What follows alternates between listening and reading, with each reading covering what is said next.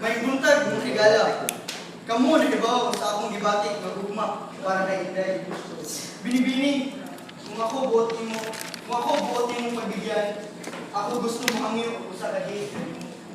Nung wala man ko nahibaw sa imong gibatik na lugma para kanako. Wala man ganit ko kailanin mo. So may nasulod sa imong utok na feeling mo mag-date ko nimo. Day, ikaw ang kailan ako. Nag-aalaw mong ganit ang magkita sa akong damgo. Ikilig si Miss. Tungod sa imong kalipay ng babati, apel imong pangalan, imong malintan. Sure ka? Dili man ko nga nakalimtan na apil akong pangalan akong palimtan. Sige, nakita man ako na desidido man jud ka ang date. Panangin sa akong mama ug papa. I-sure ko daw ako gasto ani nga date ha? Oo, sige! Bisan ba kung ang kanin mo akong panangiran ng librihan? Ano?